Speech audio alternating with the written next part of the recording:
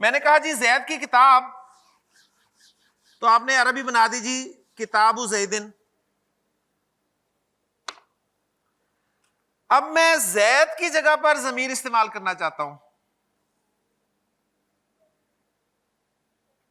یعنی زید کی کتاب کی جگہ میں کہنا چاہتا ہوں اس کی کتاب، اس کی کتاب. تو اب یہ نوٹ کریں کہ کتاب تو ہمارا مضاف ہے، اور زید کی جگہ جو ضمیر استعمال ہوا ہے یہ ضمیر مضاف الیہ کی جگہ پر استعمال ہوئی ہے.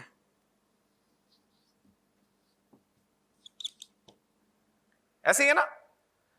تو رزلٹ یہ نکلا کہ مرکب اضافی میں جب ضمائر استعمال ہوں گے وہ مضاف الیہ کی جگہ پہ استعمال ہوں گے، اور مضاف الیہ کے لیے ہمیں ایک ہی شرط پوری کرنی ہے کہ وہ مجرور ہونا چاہیے.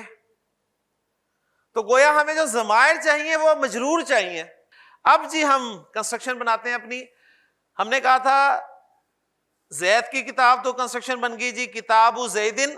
اب میں کہنا چاہتا ہوں اس کی کتاب، تو کتاب میرا مضاف ہی ہے، کتاب مضاف کی جگہ پر آ گیا، الف لام بھی نہیں ہے، اعراب بھی ہلکا ہے، اور اس کے لیے ہز کا پروناؤن میں استعمال کروں گا، اور اس کو ایسے میں ملا کر لکھ دوں گا، یہ بن جائے گا جی کتابہ. کتابہ اس کی کتاب، یعنی ہز بک. اور یہی آپ کو یہ پوائنٹ بھی سمجھ میں آ گیا کہ یہ جو پروناؤنز ہیں یہ آخر میں آئیں گے، یعنی لفظ کے آخر میں آئیں گے، شروع میں نہیں آئیں گے. وہ والے تو شروع میں آتے تھے نا، یہ آخر میں آئیں گے. اگرچہ اس میں دیکھیں ہما، ہم اور ہننا جو ہیں یہ وہی والے ہیں تقریباً، لیکن فرق یہ ہے کہ وہ سیپریٹ تھے، یہ اٹیچڈ ہیں، یہ فرق ہے ان میں. تو کتابہ ہز بک. اب میں کہنا چاہتا ہوں کتابہما ان دونوں کی کتاب، کتابہم ان سب کی کتاب. ٹھیک ہے نا؟ کتابہ، کتابہما، کتابہم. ہر بک کتابہا، کتابہما، کتابہن. Your book کتابک، کتابک. کتابکما تم دونوں کی کتاب، کتابکم تم سب کی کتاب. کتابکی تیری کتاب مؤنث، کتابکما تم دو مؤنث کی کتاب، کتابکن تم سب کی کتاب. اب جی میری کتاب، مائی بک. مائی بک، بس اس کو تھوڑا سا سمجھ لیں. اصل لفظ تھا جی یہ کتابو، اور ساتھ آ گئی یا. یہ جو یا ہے نا، اس کی پیش کے ساتھ کبھی نہیں بنتی.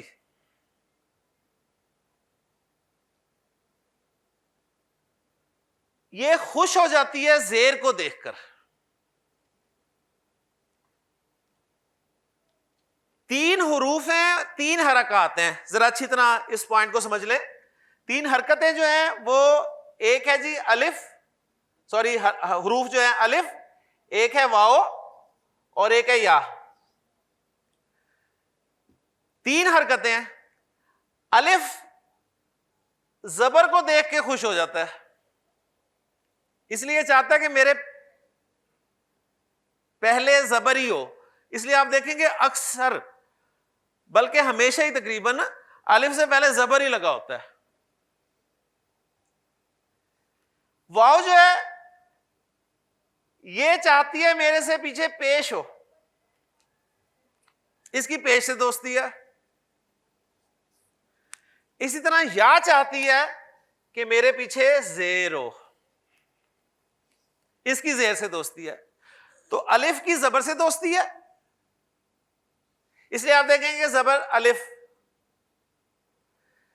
پیش کی واو سے دوستی ہے، اور زیر کی یا سے دوستی ہے.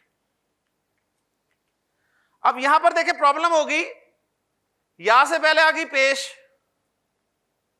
تو اس کی تو بالکل ہی نہیں بنتی پیش کے ساتھ.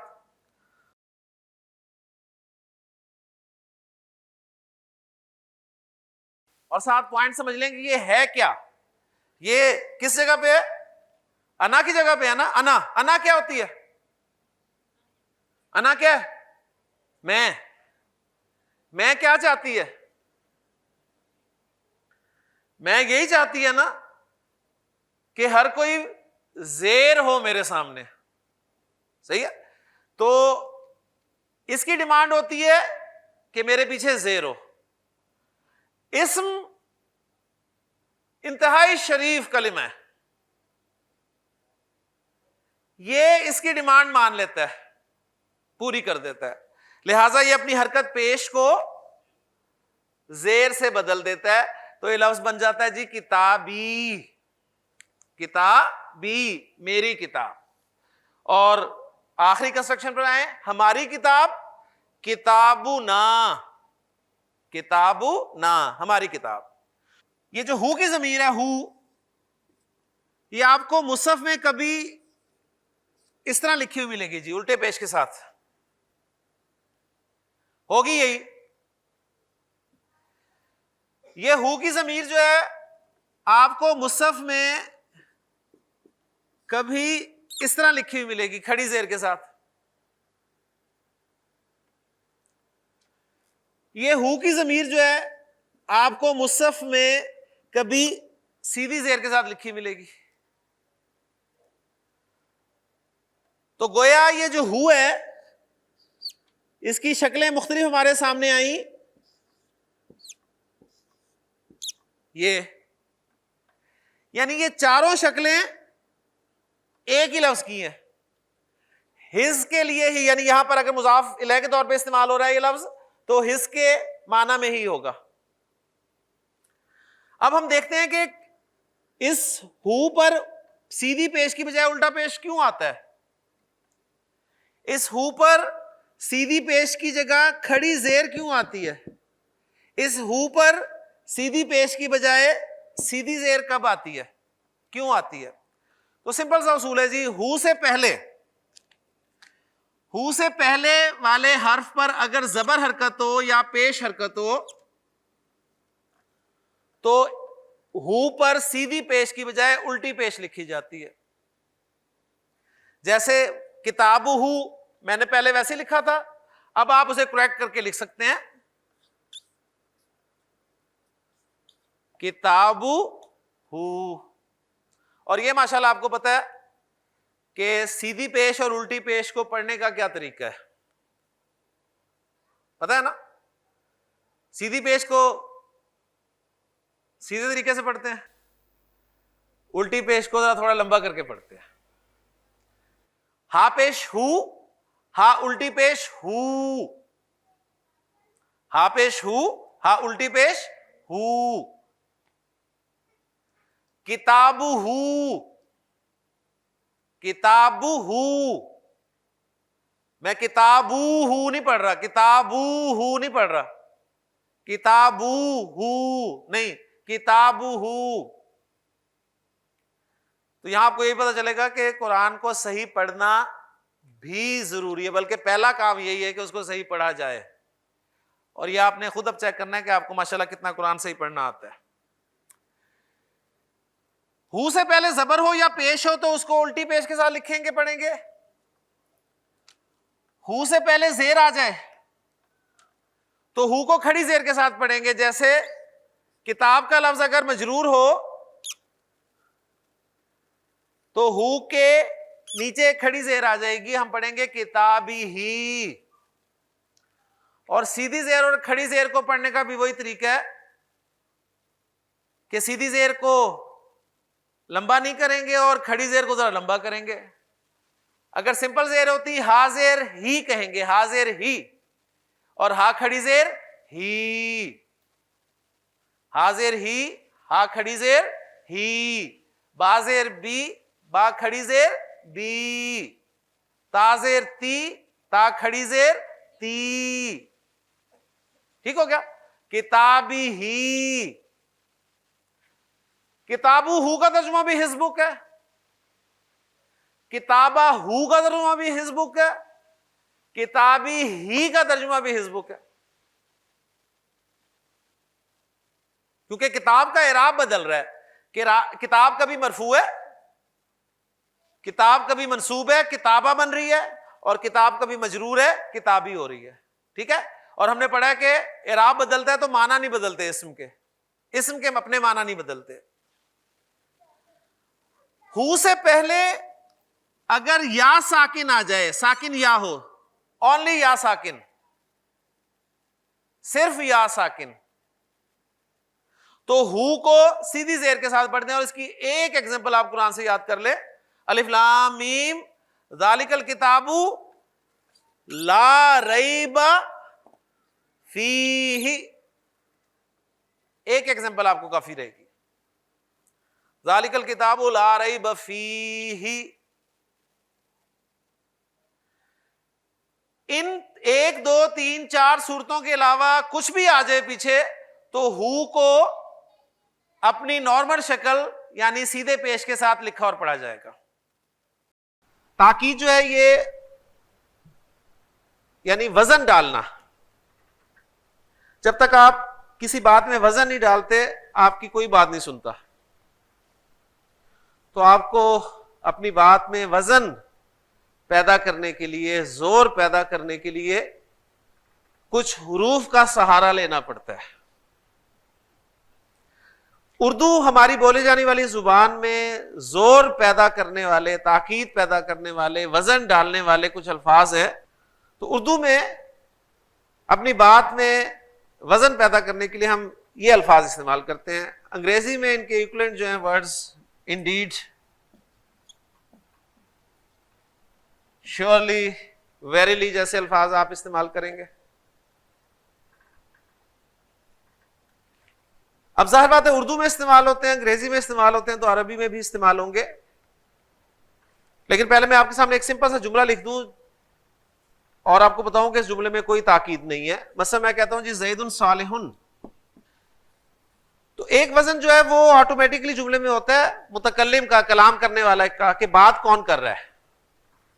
ठीक, यानी 80 स्टूडेंट्स बैठे हो तो 80 में से हर एक कहे कि ज़ैद नेक है, तो वजन नहीं होगा। हाँ, अगर उस्ताद कह दे ज़ैद नेक है तो उसमें एक वजन ऑटोमेटिकली आ जाता है।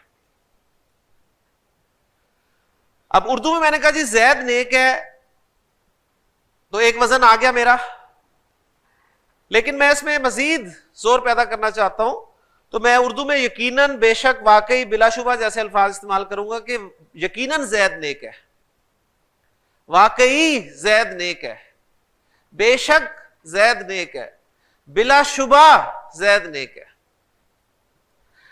अब अरबी का जुमला है ज़ैदुन सालिहुन, ज़ैद नेक है। अब मैं इस जुमले में ताकीद पैदा करना चाहता हूं, तो मुझे अरबी में इस्तेमाल होने वाले ताकीद के अल्फाज इस्तेमाल करने होंगे। तो यकीनन, बेशक, वाकई, बिलाशुबा जैसे अल्फाज के इक्विवेलेंट अरबी में 2 अल्फाज इस्तेमाल होते हैं जी। एक होता है जी लाम, अनदर लाम, और एक होता है जी इन्ना। ये जो दूसरा हर्फ है, दूसरा लफ्ज है, इससे आप बखूबी वाकिफ है, कुरान मजीद पढ़ते हुए आपके सामने बहुत मर्तबा ये आया है। लाम, लाम ताकीद और इन्ना 2 हुरूफ हैं। कलिमा की जो 3 किस्में हैं, इस्म, फेल, हर्फ, उनमें से ये हर्फ की कैटेगरी में आते हैं, ये हुरूफ हैं। तो ये 2 हुरूफ हैं अरबी जुबान में एम्फसिस के लिए, जो जुमले में वजन पैदा करने के लिए, जोर डालने के लिए इस्तेमाल होते हैं। इन दोनों से एक जैसा जोर पैदा होता है जी, नोट कर लें, एक जैसा जोर। यानी चाहे आप लाम लगा दें चाहे इन्ना लगा दें, एक जैसा जोर होगा, एक जैसा वजन होगा। ये नहीं कि लाम से कम होगा, इन्ना से ज्यादा होगा। लेकिन इन दोनों में से कसीरुल इस्तेमाल यानी ज्यादा इस्तेमाल होने वाला इन्ना है। 2 बातें होगी।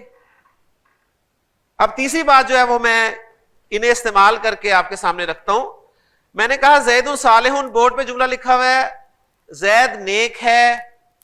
मैंने अगर कहा तो इसमें एक जोर मेरा आ गया, लेकिन मजीद जोर चाहिए तो मैं लाम शुरू में इसके लगाता हूं जी और जोर पैदा करता हूं। ये मेरा जुमला है, اور زور پیدا کرنے کے لیے میں نے اس کے شروع میں لام لگایا, جملہ بن گیا میرا لزید صالح, لزید صالح. اس کو لام کی حد تک پڑھنا ہے, لام زبر لا, ناٹ لام زبر الف لا, لا نہیں پڑھنا ہے اسے. لزید لزید لزید, لا زیدن کہہ دیں گے تو پھر وہ لا اور ہو جائے گا. لزید صالح, اس کا ترجمہ اردو میں وہ ہوگا کہ یقیناً زید نیک ہے, واقعی زید نیک ہے, بلا شبہ زید نیک ہے, اس طرح کا ترجمہ ہوگا. تو لام کا استعمال دیکھ لیا, قرآن میں لام کا استعمال بھی ہوا ہے لیکن بہت کم ہوا ہے. انا بہت استعمال ہوا, تو اب میں انا استعمال کر رہا ہوں آپ کے سامنے جملہ اسمیہ کے شروع میں. یہ میرا جملہ اسمیہ, اس کے شروع میں نے زور پیدا کرنے کے لیے انا استعمال کیا. انا سے اس جملہ اسمیہ میں زور پیدا ہو گیا, لیکن انا نے ایک اور تبدیلی جملہ اسمیہ میں پیدا کی. وہ تبدیلی یہ پیدا کی کہ یہ جو زیدن ہے یہ مبتدا ہے نا جملہ اسمیہ کا, اس نے اس مبتدا کی اعرابی حالت بدل دی, اس نے زیدن سے زیدن کر دیا. واقعی زید نیک ہے, بلا شبہ زید نیک ہے, بے شک زید نیک ہے, یقیناً زید نیک ہے.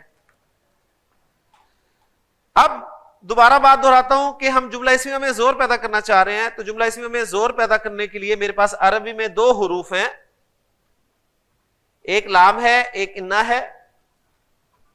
دونوں تاکید کے لیے آتے ہیں, دونوں سے ایک جیسی تاکید پیدا ہوتی ہے. ٹھیک ہو گیا؟ دونوں میں سے انا کثیر الاستعمال ہے, بہت زیادہ استعمال ہوتا ہے. اور تیسری بات یہ کہ انا جو ہے ایک اعرابی تبدیلی بھی پیدا کرتا ہے جملے میں, اور وہ اعرابی تبدیلی کیا ہے کہ جملہ اسمیہ کے مبتدا کو وہ نصب دے دیتا ہے. تو اب زیدن سے جب زیدن ہوا تو زید کے معنی میں کوئی فرق نہیں پڑا, یہ ہم پڑھ چکے ہیں اعراب. محمدن محمدن محمدن, تینوں حالتوں میں محمد اسم کے معنی محمد ہی ہے. زیدن زیدن زیدن, تینوں حالتوں میں زید کے معنی زید ہی رہیں گے.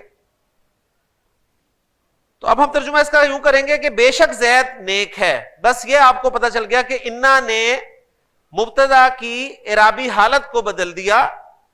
مبتدا مرفوع ہوتا ہے, اس کی وجہ سے اب وہ منصوب ہو گیا. تو مبتدا خبر دونوں مرفوع ہوتے ہیں, ہم پڑھ چکے ہیں. لیکن جب انا داخل ہو جاتا ہے تو اب وہ مبتدا اور خبر نہیں رہتے, بلکہ انا کا اسم اور انا کی خبر بن جاتے ہیں. اور انا کا اسم جو ہے وہ منصوب ہوتا ہے, اور کسی بھی اسم کے منصوب ہونے کی وجہ, پہلی وجہ آپ کے سامنے آ گئی ہے. اسم کسی نہ کسی وجہ سے مرفوع ہوتا ہے, کسی نہ کسی وجہ سے منصوب ہوتا ہے, کسی نہ کسی وجہ سے مجرور ہوتا ہے. مجرور ہونے کی صرف دو وجوہات ہیں, مضاف الیہ ہونا یا حرف جر کا پہلے آ جانا. مرفوع ہونے کی دو وجوہات ہم پڑھ چکے ہیں, مبتدا اور خبر ہونا, اور منصوب ہونے کی پہلی وجہ ہمارے سامنے آئی ہے انا. تو یہ انا زیدن صالح جملہ بن گیا جی ہمارا, بے شک زید نیک ہے. عربی میں لزید صالح کہا تو زور پیدا ہو گیا, انا زیدن صالح کہا تو زور پیدا ہو گیا. تو اکثر لوگ مان گئے, لیکن پھر بھی کچھ ڈھیٹ لوگ ایسے تھے جو ابھی بھی تیار نہیں تھے یہ بات ماننے کو کہ زید نیک ہے. اب میرے پاس ایک حل یہ تھا, ایک حل یہ بچا کہ میں ان دونوں حروف کو, یہ جو تاکید والے دونوں حروف ہیں, ان دونوں کو اکٹھا استعمال کر دوں, ڈبل ڈوز. ٹھیک ہے, یعنی سنگل ڈوز سے آرام نہ آئے تو پھر ڈبل ڈوز دینی پڑتی ہے.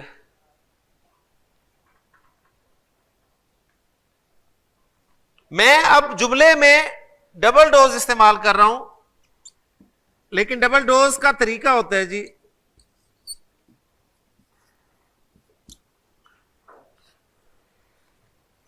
طریقہ یہ, ان دونوں کو آپ استعمال کرنا چاہتے ہیں تو شروع میں انا لایا جائے گا, یہ شرط ہے.